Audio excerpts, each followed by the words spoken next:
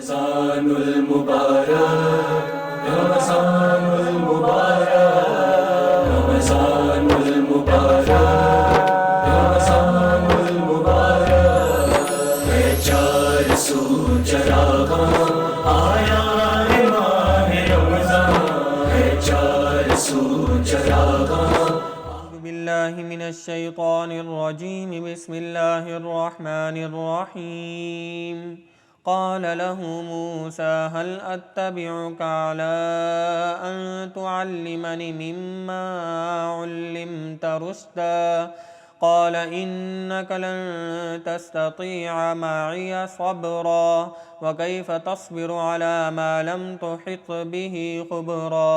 क़ाल सतजिदुनी इंशाअ अल्लाहु साबिरन वला अअसी लक अम्रा। क़ाल फ़इन इत्तबअतनी फ़ला तस्अलनी अन शैइन हत्ता उहदिस लक मिन्हु ज़िक्रा। सदक़ल्लाहुल अज़ीम। रमज़ानुल मुबारक, रमज़ानुल मुबारक, रमज़ानुल मुबारक, रमज़ानुल मुबारक। है 400 चराग़ां आया है माह रमज़ान, है 400 चराग़ां। अस्सलाम वालेकुम, मैं हूं शहरियार शौकत और AYDF की खुसूसी रमज़ान ट्रांसमिशन रमज़ान रंग AYDF के संग का खुसूसी सेगमेंट अंबिया के रंग हमारे संग में आज हम आपको फिर एक नबी अलैहिस्सलातु वस्सलाम का वाक़या बयान करने जा रहे हैं। परवरदिगार आलम ने मक्का मुकरमा बल्कि यूं कह लीजिए कि तमाम अरब को हज़रत इस्माईल अलैहिस्सलाम की औलाद से आबाद करना था। इसलिए हज़रत इब्राहीम अलैहिस्सलाम को हुक्म हुआ कि बीबी हाजरा और हज़रत इस्माईल अलैहिस्सलाम को मक्का मुकरमा में ले जाओ। हज़रत इब्राहीम अलैहिस्सलाम बीबी हाजरा और हज़रत इस्माईल को मक्का मुकरमा में ले गए। जिस मकाम में अब आब ज़मज़म है उस मकाम तक ले गए, उस दरख्त के पास ले गए और वहाँ से जब हज़रत इब्राहीम अलैहिस्सलाम जाने लगे तो मैं आपको मफ़हूम बयान कर दूं कि बीबी हाजरा ने उनसे पूछा कि ए इब्राहीम, आप हमें किसके सुपुर्द छोड़ के जा रहे हैं? हज़रत इब्राहीम ने कहा कि मैं आपको अल्लाह ताला के सुपुर्द छोड़ कर जा रहा हूँ। बीबी हाजरा ने दोबारा सवाल किया कि क्या आपको अल्लाह ताला ने इस बात का हुक्म दिया है? जिसके जवाब में हज़रत इब्राहीम अलैहिस्सलाम ने कहा हाँ, मुझे अल्लाह ताला ने इस बात का हुक्म दिया है। तो अब अंबिया की जो अज़दवाज थी उनका ईमान देखिए कि बीबी हाजरा ने कहा कि बस अगर अल्लाह रब्बुल इज़्ज़त ने हुक्म दिया है तो मेरे लिए अल्लाह ही काफ़ी है, मुझे अल्लाह के हुक्म पर यकीन है। हज़रत इब्राहीम अलैहिस्सलाम बीबी हाजरा को और हज़रत इस्माईल अलैहिस्सलाम को उस मकाम पर छोड़कर चले गए। उनके पास थोड़ा बहुत पानी था, कुछ खजूरें और कुछ रोटियां भी थी, लेकिन जाहिर है दोनों माँ बेटे वहां पर मौजूद थे। जब ये सामान खत्म हो गया तो उसके बाद हज़रत इस्माईल अलैहिस्सलाम प्यास से तड़पने लगे। बीबी हाजरा, वो जो मकाम था वो 2 पहाड़ियां थी, सफ़ा और मरवा। एक मकाम से दौड़ती हुई दूसरे तक जाती और फिर उन्हें यह खदशा होता कि कोई दरिंदा बच्चे को उठा कर न ले जाए तो फिक्र से ऊपर चढ़कर देखा करती। यानी पहले सफ़ा तक गई, सफ़ा और मरवा जो पहाड़ थे, पहले एक पहाड़ तक सफ़ा तक गई, वहां पर ऊपर चढ़ के बच्चे को देखती, लेकिन पानी के कोई आसार ना थे तो फिर दौड़ती हुई दूसरी पहाड़ी तक आती।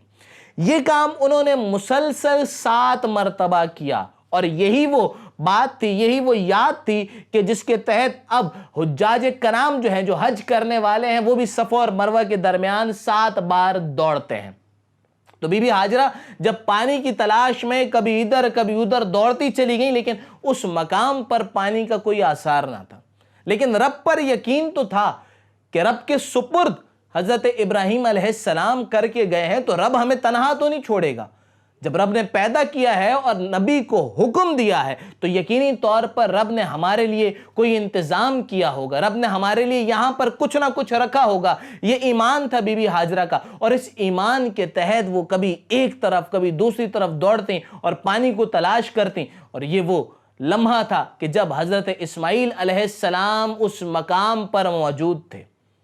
अब ज़रा सोचिए कि नबी का फ़र्जंद है और नबी अपने फर्जंद को और अपनी अहलिया को उस मकाम पर अल्लाह के हुक्म से, अल्लाह के आसरे, अल्लाह के सुपुर्द करके चले गए। हज़रत इब्राहीम अलैहिस्सलाम के फर्जंद हज़रत इस्माईल अलैहिस्सलाम प्यास से तड़प रहे हैं, ज़मीन पर अपनी एड़ियाँ रगड़ रहे हैं और उनकी अहलिया एक पहाड़ी से दूसरी पहाड़ी तक पानी की तलाश में दौड़ती हैं।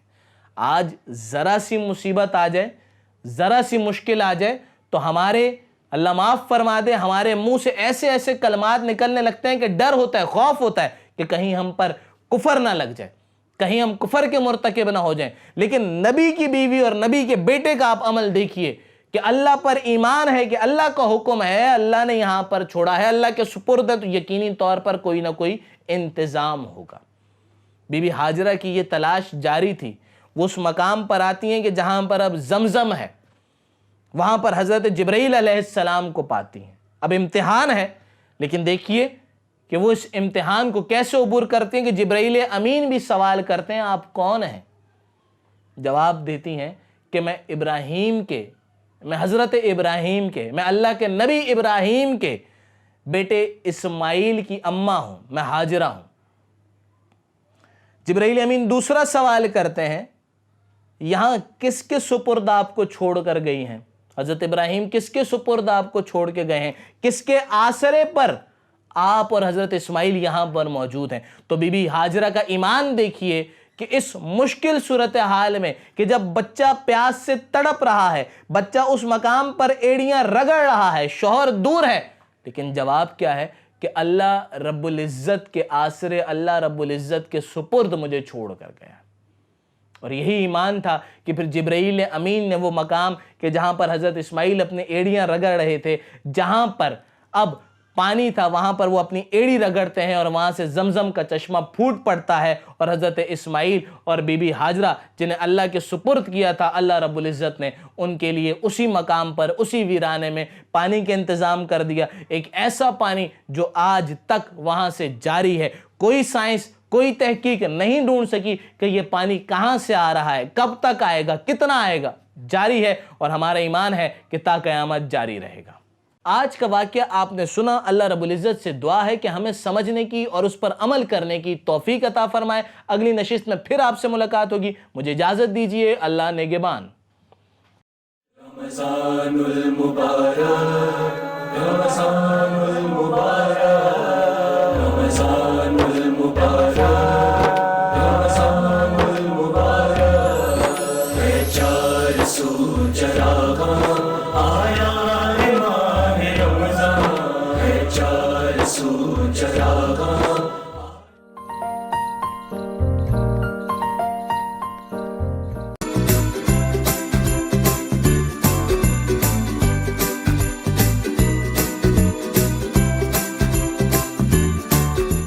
अस्सलामुअलैकुम एवरीवन। आज हम अपने किचन में आपको बनाना सिखा रहे हैं कॉटेज चीज़ घर के अंदर, क्योंकि हम बाहर से बहुत सारी रेसिपीज़ में हम कॉटेज चीज़ यूज़ करते हैं, बर्गर्स में, पिज़्ज़ाज़ में, और इसके अलावा सब्जियों के साथ भी बनाई जाती है ये।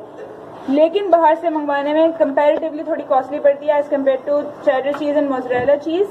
आज इसलिए हम आपको घर में कॉटेज चीज़ बनाना सिखाएंगे, बहुत ही ईजी और क्विक रेसिपी से। सबसे पहले आप ले लीजिए 1 लीटर फुल क्रीम मिल्क और इसको बॉईल कर लीजिए। बॉईल करते हुए इस बात का ध्यान रखिएगा कि इसको मुस्तकिल आप चलाते रहें या फिर वक्फे वक्फे से चलाते रहें, क्योंकि फुल क्रीम मिल्क है and this is not skimmed milk या इवेपोरेटेड मिल्क, ये नहीं है। लिहाजा आप इसको लेंगे फुल क्रीम मिल्क और इसको चलाते रहेंगे ताकि नीचे ना लगे और अच्छी तरह से इवनली बॉयल हो जाए। गाइस ये देखिए, तो हमारे दूध का उबाल भी आ चुका है और हमने इसको थोड़ा सा पका लिया है। अब जब ये दूध पकना शुरू हो जाएगा तो हम इसके अंदर लीमू का रस डालेंगे ताकि दूध फट जाए। ये लीमू के रस को थोड़ा सा पानी में मिला लिया है। अब इसे थोड़ा थोड़ा सा ऐसे डालते रहेंगे और ऐसे चलाते रहेंगे। अब बताए रोहा, इसके लिए देखिए चमचा थोड़ा सा बड़ा ले लीजिए और हाथ पे ना गरम ना लगे आपको। ये इस वक्त हमारा दूध यहाँ पे फट चुका है। ये देखिए कर्ड जिसमें बनना लाजमी होने चाहिए। बस अभी चूल्हा हम बंद कर देंगे। चूल्हा बंद कर चुके हैं हम और ये दूध सा और चलाएंगे। अगर लीमू से आपका दूध नहीं फट रहा तो आप इसमें थोड़ा सा सिरका भी डाल सकते हैं, सिरके से भी फट जाता है दूध इस तरह से। हम इस तरह से एक पतीली ले लेंगे और इसको मलमल के कपड़े से इस तरह से ढकेंगे, क्योंकि हमें मलमल के कपड़े में दूध अपना छानना है। इसके अंदर हम दूध उंडेल लेंगे इस तरह, ये देखिए, ताकि इसमें से पानी अलग हो जाए और इसमें जो कर्ड्स बने हैं वो अलग हो जाएं।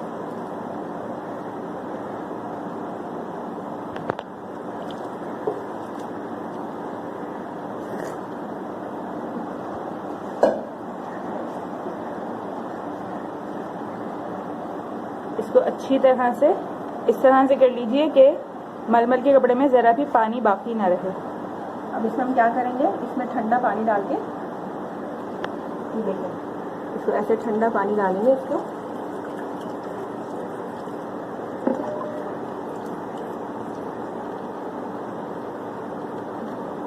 ऐसे करके, और इसको अच्छी तरह से हम धो लेंगे ताकि इसमें से जो नींबू की जो है वो स्मेल ना आए। इस तरह से पानी डाल डाल के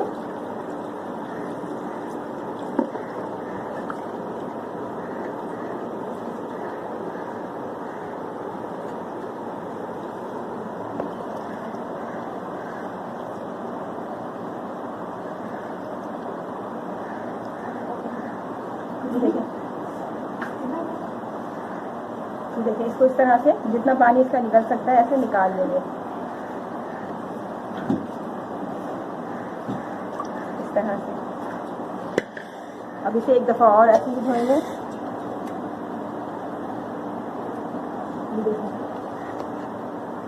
ऐसे पानी से इसको अच्छी तरह से हमें ये धोना है।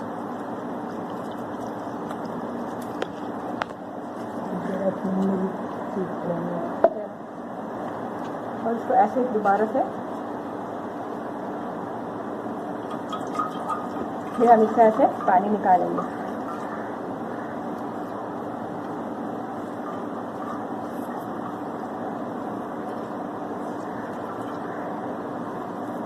अभी हमने इसे 2-3 दफ़ा धो लिया है। अब हम इसे एक बर्तन में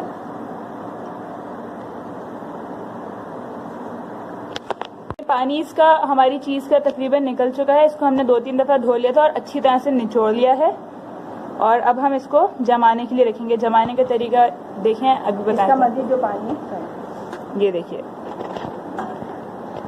एक हम पैन के ऊपर हमने इसको रखा चीज़ को, इसको अच्छी तरह से दबाइए और उसके ऊपर एक और पैन रखें और इस पैन के ऊपर आप कोई भारी वज़न रख देंगे। इस तरह से हमने इसको दबा दिया। ये आप देख सकते हैं हमारी चीज़ इसके दरमियान इसकी अच्छी, मतलब आपकी चीज़ केक की अच्छी एक शेप बननी चाहिए। उस शेप को बनाने के लिए और इसको आपस में अच्छी तरह से बाइंड करने के लिए हमने इसके ऊपर वज़न भी रख दिया है, उसको आपस में दबा दिया है। ये आफ्टर हाफ एन आवर हम दिखा रहे हैं आपको। हाफ एन आवर के लिए हमने इसको इस तरह से सेट करके रख दिया था अपनी चीज़ को। और अब आप देखिएगा इसकी बहुत ही खूबसूरत सी प्यारी सी इसकी शेप आ चुकी है और ये बिल्कुल टाइट जम चुकी है। और ये देखिए हमारी चीज़ यहाँ पर यूज़ करने के लिए रेडी है। अभी हम आपको इसको यूज़ करके दिखाएंगे। एक क्विक सैंडविच आपको बनाना सिखाएंगे। आप चाहें तो इस चीज़ को इसी तरह से फ्रीज़ कर सकते हैं और बच्चों के लिए सैंडविचेस और खाने के अंदर इसको पालक पनीर बनाएं या कुछ भी रेसिपीज आप इस तरह की इससे बना सकते हैं। हम इसको ग्रेट कर रहे हैं यहाँ पर आपके सामने। बिल्कुल सही ये ग्रेट हो रही है। और अभी हम आपको सैंडविच की रेसिपी बनाना दिखाते हैं। ये क्लोजअप आप देखिए इसका, ये बिल्कुल सही इस वक्त ग्रेट हो रही है। आप मामा इसको थोड़ा सा और ग्रेट करें ताकि हम इसको अपने व्यूअर्स को सही से दिखा सकें। जितने इस वक्त हमें अपने सैंडविच के लिए ज़रूरत है हम इतनी चीज़ ग्रेट कर रहे हैं और बाकी हम इसे फ्रीज कर सकते हैं। बाकी चीज़ को हम अपनी फ्रीज कर देंगे। बिल्कुल परफेक्ट। और सैंडविच के इंग्रेडिएंट्स इस वक्त, अच्छा एक सेकेंड ज़रा बताएँ यहाँ पर। ये फ्राइंग पैन जो है वो हम गरम करने के लिए हमने रखी है। इसके अंदर हमने थोड़ा सा बिल्कुल ऑयल लगाना है ताकि हम अपने स्लाइसेस को बस हल्का सा सिर्फ ग्रीसी करना है, ज़्यादा नहीं लगाना। इसको फ्रीज करके हमने जल्दी से 2 टोस्ट तैयार कर ली। इसमें हम लगा रहे हैं पिज़्ज़ा सॉस। पिज़्ज़ा सॉस नहीं है तो आप चिली सॉस लगा लें, केचप लगा लें, जो आपका दिल चाहे आप लगा लें। आपकी मर्जी है। आप इस सैंडविच के अंदर अपनी मर्जी से इंग्रेडिएंट्स डाल सकते हैं। इस वक्त हमारे पास जो चीज़ें अवेलेबल और हमें जो चीज़ें पसंद हैं यूज़ होती हैं, हम इसमें वो लगा रहे हैं इस वक्त। ये पिज़्ज़ा या मैरिनारा सॉस भी इसको कहते हैं हम, जो हम इसमें लगा रहे हैं।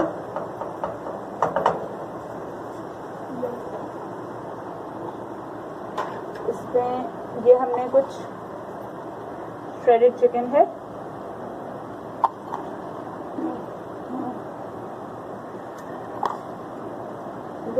जितना आपको चाहिए आप लगा लें, जितना आपका दिल चाह रहा है।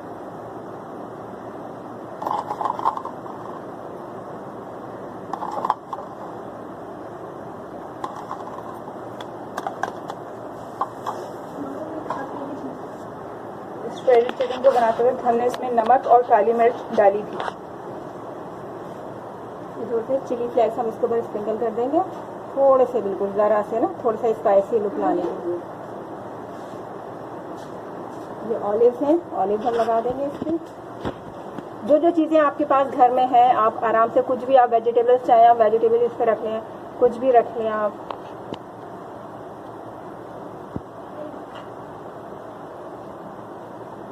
ये इस तरह से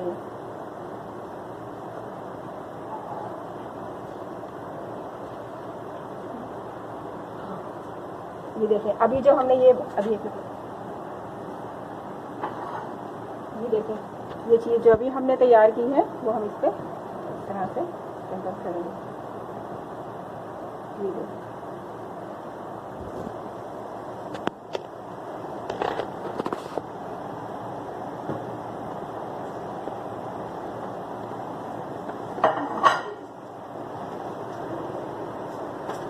तो थोड़ी देर के लिए इसको हम ऐसे कवर कर देंगे।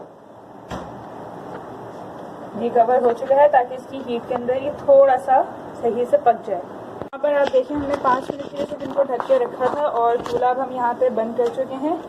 यहाँ से हम आपको फाइनली दिखाएंगे अपने सैंडविच जो हम तैयार कर रहे थे। ये देखिए नाज़रीन, बहुत मज़े की इसमें से खुशबू आ रही है और ये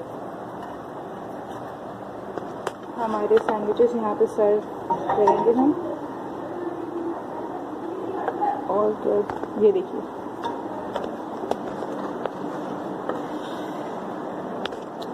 ये हमारे सैंडविचेस रेडी हो गए हैं हमारी क्विक चीज़ रेसिपी के बाद। और हमने आपको आज साथ में ही जल्दी से झटपट सैंडविच बनाना भी सिखा दिए। और ये हमारी चीज़ यहाँ रखी हुई है।